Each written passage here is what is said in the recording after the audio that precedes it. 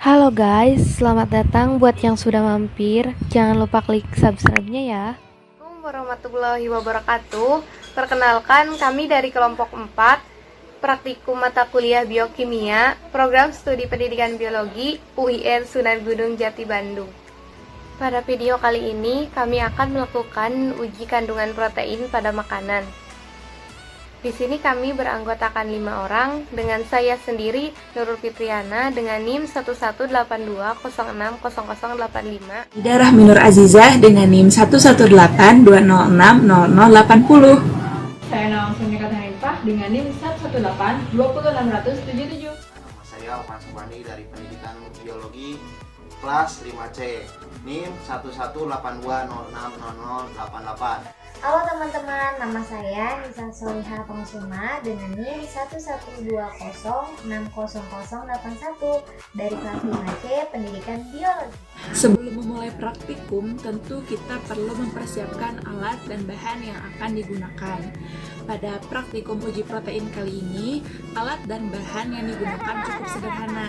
Di antaranya ada 3 mangkok kecil susu sapi, 3 mangkok kecil susu kedelai, 3 mangkok kecil larutan gula, 3 mangkok kecil sari jeruk, 3 buah putih telur, pewarna makanan yang terdiri dari warna merah, kuning, dan hijau, cotton bud, sabun pencuci piring, cuka, dan juga garam. Nah, ke-10 bahan tersebut bisa teman-teman dapatkan di warung, toko, atau supermarket terdekat. Selanjutnya kita beralih ke langkah kerja. Yuk kita masuk ke langkah kerja.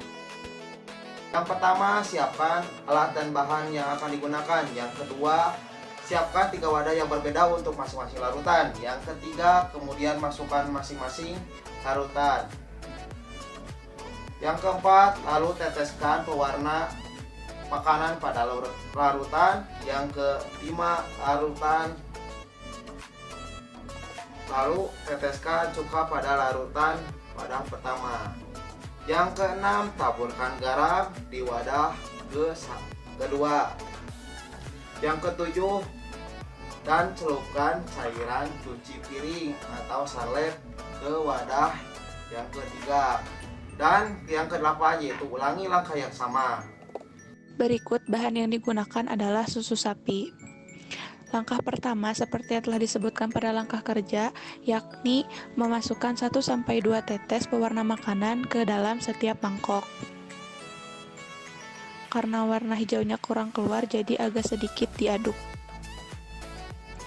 Lalu masukkan cuka ke mangkok pertama, sabun pencuci piring dengan menggunakan cotton bud ke dalam mangkok kedua, dan sejumput garam ke mangkok ketiga. Lalu amati perubahan yang terjadi.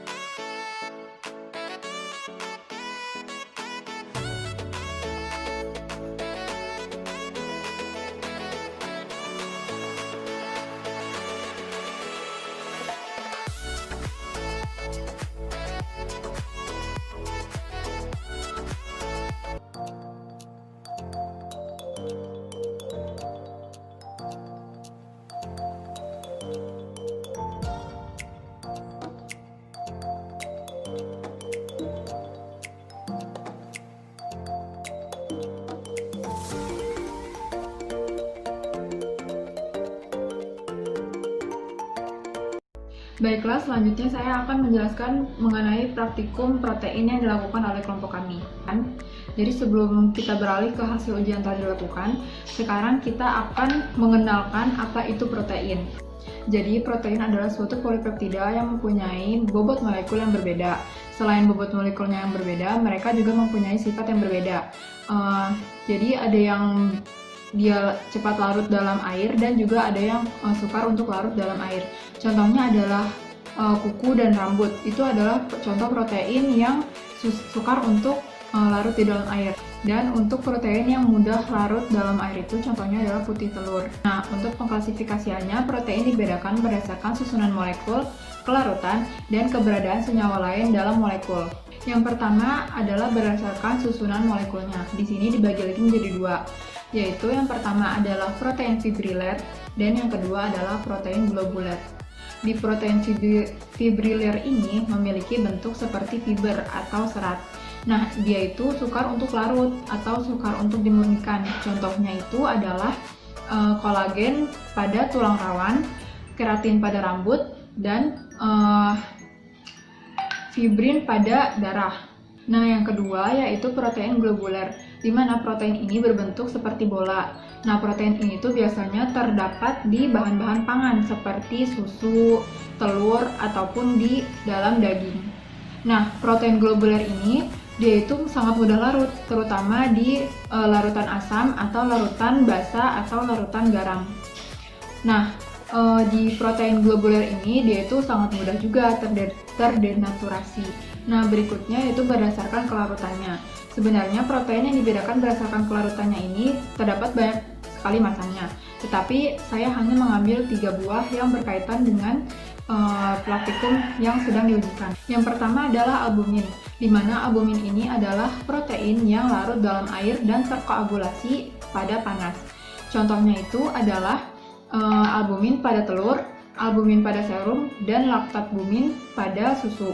Nah, yang kedua ini adalah glutenin. Glutenin ini adalah protein yang tidak larut dalam pelarut netral, tetapi larut dalam larutan basa encer atau asam encer. Nah, yang ketiga itu adalah globulin, di mana globulin ini adalah protein yang tidak larut dalam air, tetapi dia larut dalam larutan garam encer dan terkoagulasi oleh panas dan mengendap ketika diberikan larutan garam dengan konsentrasi yang tinggi.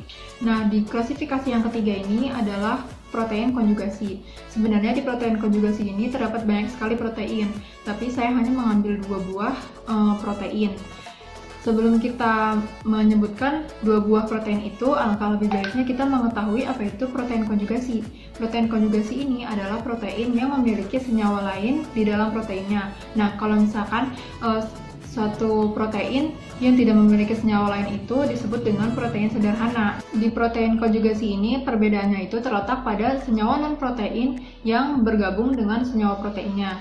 Yang pertama itu adalah fosfoprotein. Seperti namanya, fosfoprotein ini terdiri atas fosfat dan protein. Biasanya fosfoprotein ini terdapat pada kasein susu dan fitielin pada kuning telur. Dan yang kedua yaitu adalah lipoprotein. Lipoprotein ini terdiri atas protein dan lipid atau lemak. Nah, lipoprotein ini biasanya terdapat pada serum darah, kuning telur, ataupun pada susu. Baik teman-teman, selanjutnya kita akan bahas hasil pengamatan dari kelima larutan tersebut. Teman-teman, pada percobaan kali ini kami melakukan 3 perlakuan berbeda pada masing-masing sampel. Yang pertama adalah dengan adanya penambahan garam, yang kedua adalah penambahan cuka, dan yang ketiga adalah penambahan sabun. Pada penambahan garam organik dimaksudkan untuk mengetahui adanya protein-protein yang terlepas dari ikatan pepton. Dengan sifat garam yang mampu menghidrasi, maka kelarutan protein atau ikatan peptidanya akan terlepas dengan pelarutnya. Maka dari itu akan terjadi kompetisi antara garam anorganik dengan protein, sehingga terjadilah koagulasi atau penggumpalan pada protein. Penambahan cuka atau asam asetat menyebabkan adanya pengendapan protein. Pengendapan protein oleh asam asetat terjadi cukup cepat karena adanya panas. Pertama-tama akan terjadi presipitasi, yaitu pembentukan presipitat atau partikel kecil yang melayang-layang dalam larutan dan dapat mengendap dalam waktu singkat. Presipitat tersebut akan saling tergabung dan membentuk agregat atau partikel yang lebih besar tapi belum mengendap. Jika jumlah agregat terus bertambah, maka akan saling membentuk endapan. Penambahan cuka ini menunjukkan adanya penambahan ion H+ menyebabkan sebagian jembatan atau ikatan peptida terputus. Dalam suasana asam, ion H+ akan bereaksi dengan gugus COO- membentuk COOH, sedangkan sisanya atau asamnya akan berikatan dengan gugus amino NH2 membentuk NH3+. Sehingga apabila larutan peptida dalam keadaan isoelektris diberi asam, akan menyebabkan bertambahnya gugus yang bermuatan positif. Kelarutan protein akan meningkat sehingga perlakuan asam ini akan menyebabkan koagulan atau berpisahnya ikatan peptida dari pelarut organiknya. Semakin jauh derajat keasaman larutan protein dari titik isoelektrisnya, maka kelarutannya akan semakin bertambah. Selanjutnya adalah penambahan sabun cuci atau yang merupakan basa digunakan untuk memecah tegangan air yang terjalin antara ikatan peptida. Nah, dari percobaan tersebut dihasilkanlah tabel hasil pengamatan sebagai berikut. Diketahui bahwa susu sapi dan susu kedelai serta putih telur cenderung memiliki respon positif terhadap penambahan garam dan cuka. Maka dari itu dapat diketahui bahwa ketiga bahan tersebut mengandung protein. Susu sapi setidaknya mengandung 2,8% kadar protein minimum. Menurut Jurnal Pendidikan Teknologi Pertanian, kandungan protein pada susu sapi dipengaruhi oleh jenis pakan yang digunakan. Selain itu, kadar protein pada susu sapi dipengaruhi oleh masa laktasi, yakni masa pemerahan yang tepat. Kedelai adalah sumber protein yang berasal dari familia kacang-kacangan yang mengandung legum. Di samping itu pula, protein merupakan sumber asam amino yang sangat lengkap. Secara umum, kadar protein pada kedelai memenuhi standar minimum yakni 2%. Perbedaan kadar protein susu kedelai dipengaruhi oleh tingkat kelarutan protein pada proses ekstrasi. Pengolahan ekstrasi cara kering menghasilkan kadar protein yang lebih tinggi ketimbang dengan cara ekstrasi basah. Hal ini disebabkan karena berkurangnya gumpalan-gumpalan kasar pada proses ekstrasi basah. Telur mengandung protein dengan jenis albumin yang mengandung 50% dari protein hewani. Protein ini merupakan protein yang dibutuhkan oleh tubuh. Selain itu, protein pada telur mengandung asam amino esensial yang lengkap. Protein telur akan terkoagulasi pada suhu 62-70 derajat Celcius. Lanjut ke kesimpulan ya.